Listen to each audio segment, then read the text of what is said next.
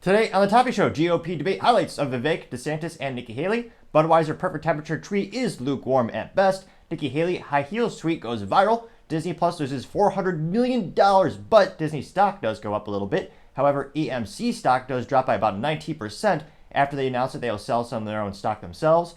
SiriusXM to launch an app to compete with Spotify, and GM Cruise announces layoffs amid their recalls and their vehicles hitting pedestrians. All of that and much more on The Topping Show.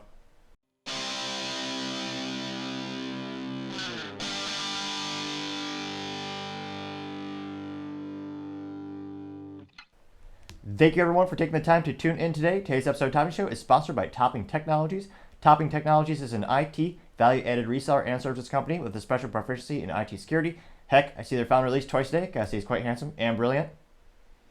He's me, you see, that's the joke. If you're an IT leader or business owner, you can reach the team at sales@toppingtechnologies.com. Also, we're trying to get to 4,000 subscribers by the end of November, so if you could click that button, I'd greatly appreciate it.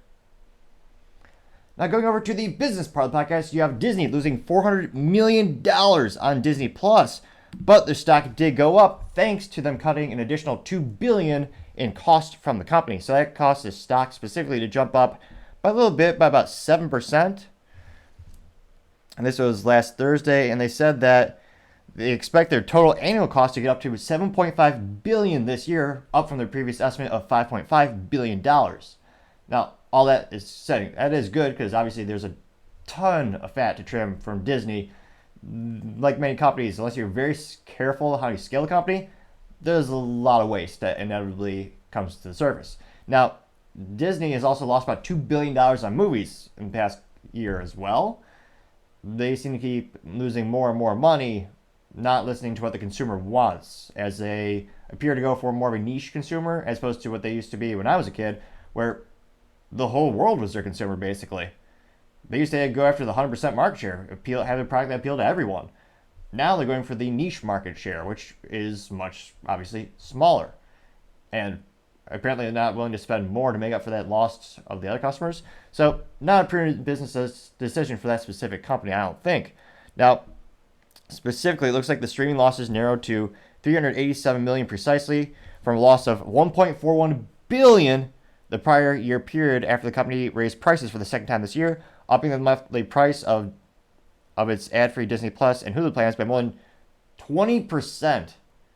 It's the question, who on earth is buying that? I mean, we have economic uncertainty, 40-year hyperinflation, and yet people are still buying stuff like Disney Plus. It's astonishing. Although, on an interesting note, for the very first time in history, American consumer credit card debt recently passed $1 trillion. So perhaps they're just putting that onto their credit card. Now this is also according to a Yahoo Finance article. They noted that the results follow the office reveal of Disney's next CFO and commitment to purchase of Comcast 33% stake in Hulu, which again, that'll give Disney 100% stake ownership since they previously already had 66, well, 2/3 is 66.666 repeating.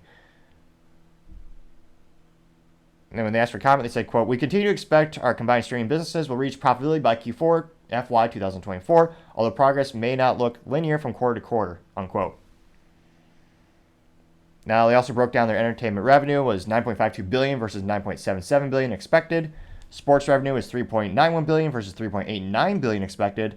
And their experience revenue is $8.16 billion versus $8.2 billion expected. Experiences being all the parks that are known and loved by many people. Presumably people who have copious amounts of money, since the parks have become so prohibitively expensive for most families, I would argue. So it'd be interesting to see. I mean, they're increasing the amount in which they're cutting the cost, which is good. They've been bloated for years. It'll be interesting to see how much will it take for them to actually get profitability quickly for the streaming platform, as more and more companies are starting to push towards just having, oh yeah, every social media company used to brag about, oh yeah, we have so many users. Great. How profitable are you? Well, they didn't really care for the longest time because they had basically free financing from the banking industry or near 0% interest rates for loans. Those times are long gone in the business world. So now it's all about getting to actual profitability. Let me know, do you think, will Disney actually become profitable specifically for Disney Plus in 2024? Or will it just be more or less the same thing? It'll be fascinating to hear what you have to say. Thank you again, everyone, for taking the time to tune in today. Again, if you have any suggestions, please leave them in the comments section because I do want to make the show better and better and better. Also, don't forget to take time to tell your family, tell your friends, tell your coworkers, heck, tell your enemies, tell anyone and everyone. Just stay safe and fight the good fight.